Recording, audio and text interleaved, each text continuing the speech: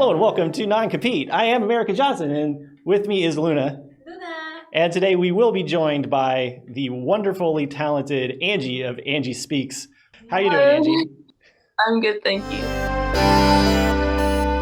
I kind of think postmodernism is just us kind of playing with our own shit.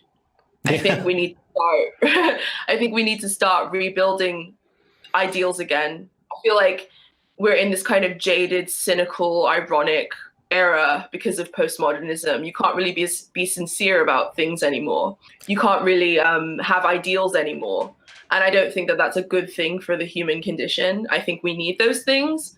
Okay, the ones of the past, some of them were oppressive and damaging, so we deconstructed them. Postmodernism and metamodernism are tools. But once we start looking at them like they're the answer, I feel like we fall into trouble. I think that the job of artists and creators and, I think we're supposed to rebuild new models of reality rather than just kind of playing with our own shit. So it had been like a brainchild of mine, I guess, for a little while. I'd been watching a lot of Left Tube and stuff, and I also had been annoyed at how much it was focused on like debunking reactionaries and kind of being a tool to validate people. I felt like there were bigger, more macro areas of culture that needed to be explored.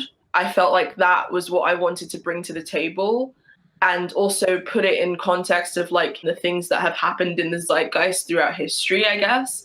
There's also like an element of my personality that enjoys talking and likes to research and likes to put things together. I went to film school, so, I was looking for an outlet. At the time when I got started, it seemed like all of YouTube was basically owned by the alt-right. How do you think that's going in terms of that battle for content space? I mean, do you think that leftism is starting to take up some ground against the alt-right, or do you feel like we still have a ways to go with that? I don't really care, to be honest. I don't care.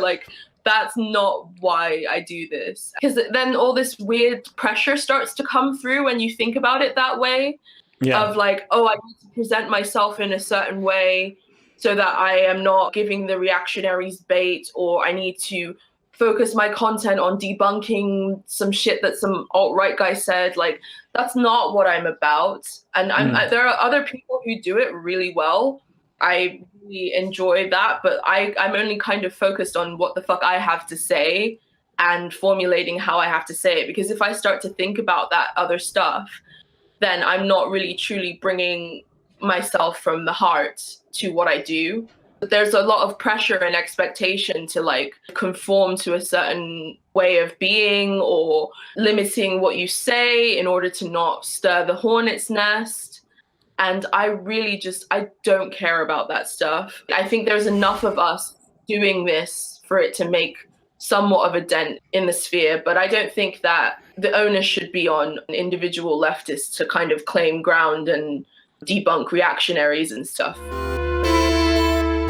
Let's talk about the spiritual aspects of your channel. So can you tell us a little bit about that background that you have and where that comes from and how that enters into your channel? Sure. So, the esoteric is definitely something that I've been interested in for a really, really long time. I feel like people's heckles go up when they hear that, especially on the left. They assume that I'm some flighty kind of woo-woo person, but I'm not. My perspective is agnostic.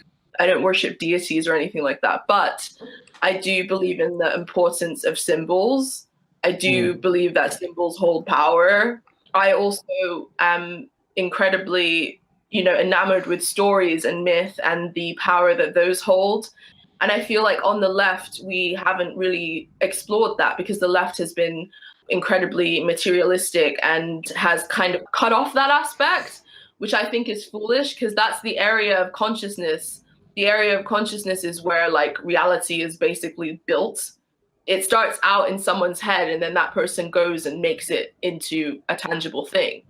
I kind of move some of the esoteric ideas that I've cultivated over the years into certain concepts to show how we can change the zeitgeist, how we can change reality, how we can create our own symbols and our own myths. I think you have to focus on both the spiritual and subjective needs as well as the material needs of people.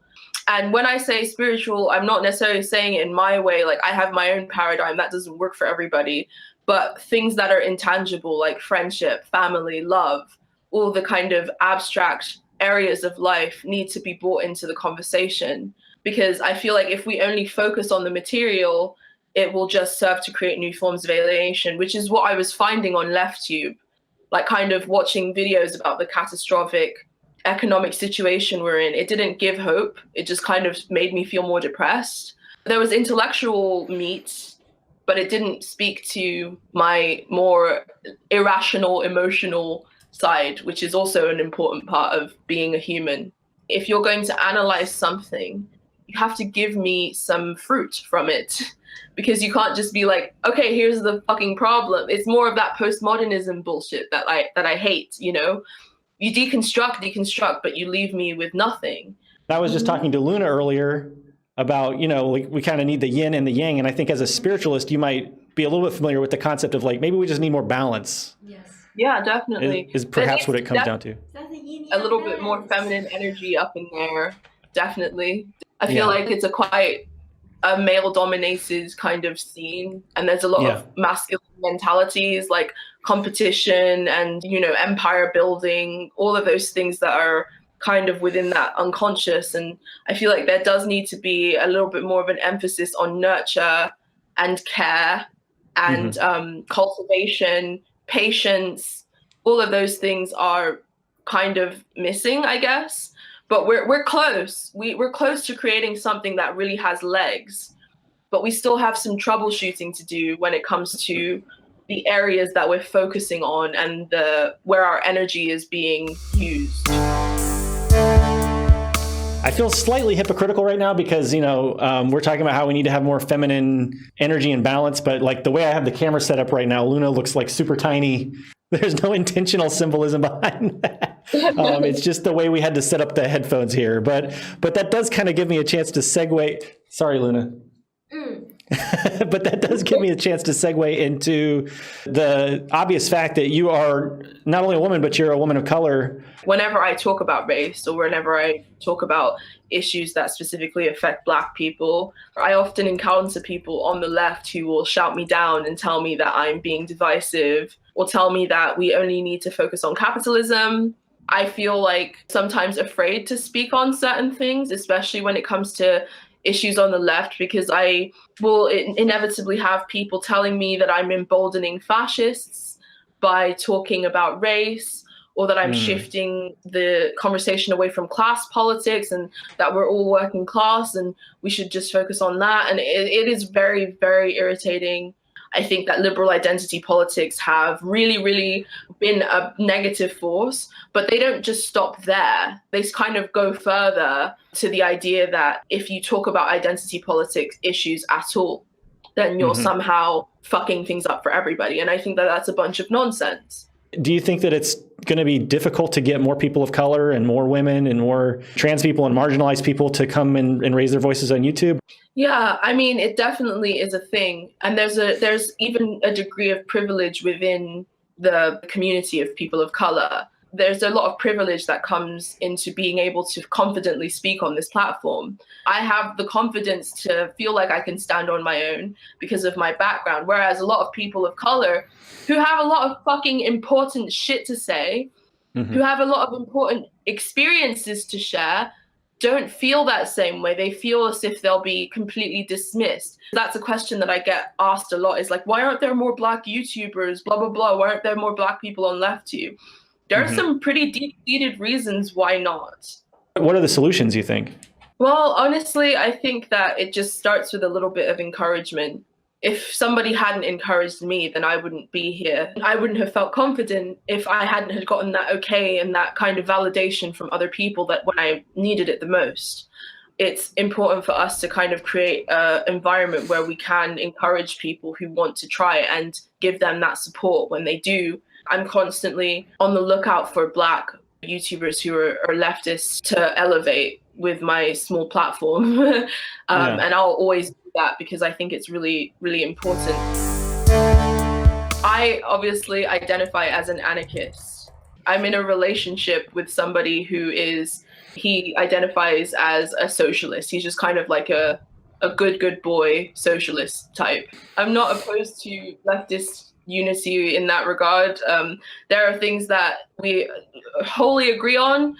When it comes to the role of the state, we disagree on certain things. When it comes to certain forms of praxis, we disagree on certain things, but we've been living happily together for 5 years. So it's fine. I think hierarchy is a huge problem. And I also think the idea of life as struggle is also a huge problem. When I started out as a leftist, I adopted more of a Maoist frame because, there's a lot of Black Maoist movements out there, but there was a lot about it that rubbed me the wrong way. Everything was counter-revolutionary. Mm-hmm. Anything fun is counter-revolutionary.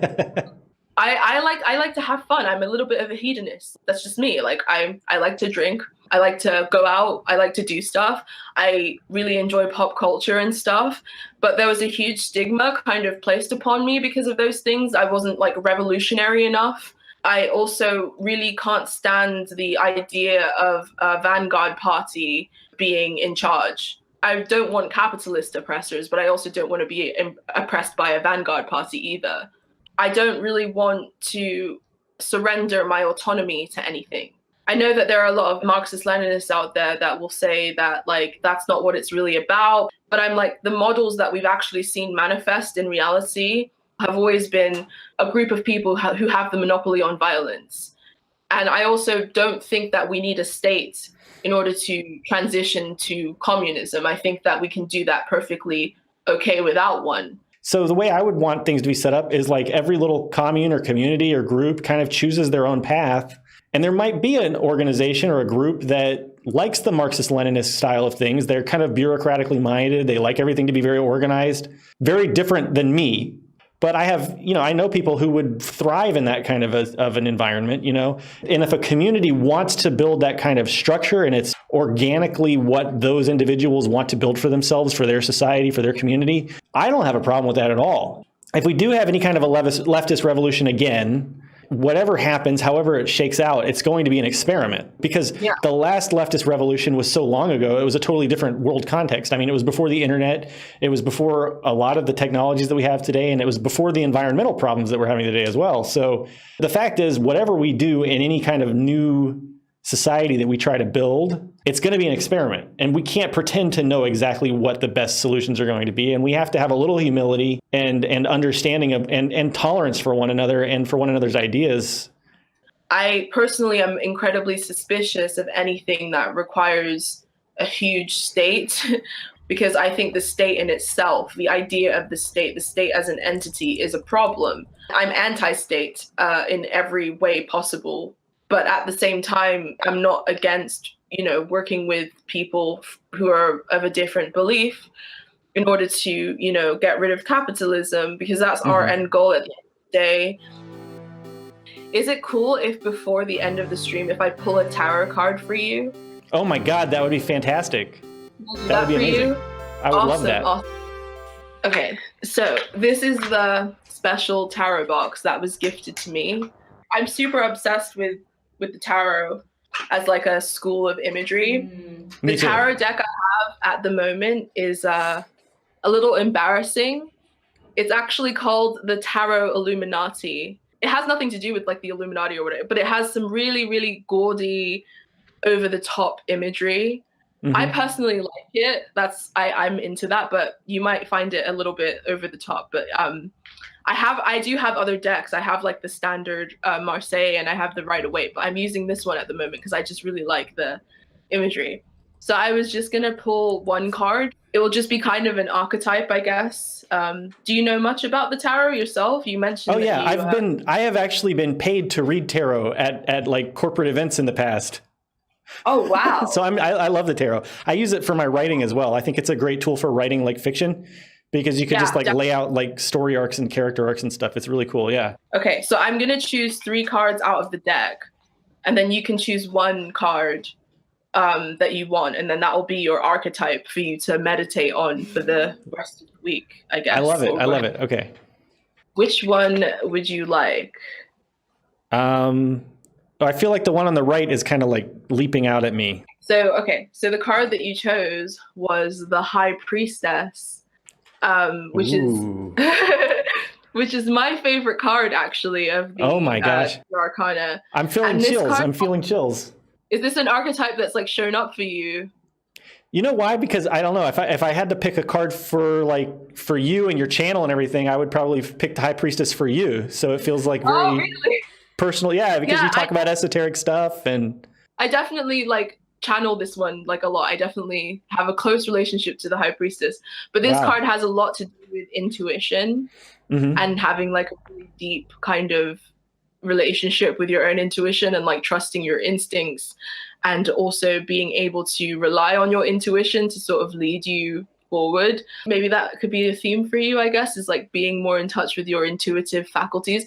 The other two that you could have potentially chose were the Sun and the Fool, which is interesting. So, yeah, that's the beginning and the end, right? yeah. That's the beginning and the end of the journey. So you got the High Priestess instead. So that's really interesting. Well, that means that I'm not at the beginning, but I haven't finished yet, right? Yeah. Thank you for coming and watching, and I hope you guys enjoyed yourself. And also thank you for having me, American Johnson and Luna. Absolutely, yeah. This was a treat. Check out Angie Speaks channel. It's one of the best, very fantastic new channel, relatively speaking. Really great stuff to find there at Angie Speaks.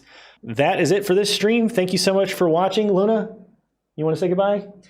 Bye. So sad. I know, it's always sad when we end a stream. Have a good night, everybody. We'll see you next time.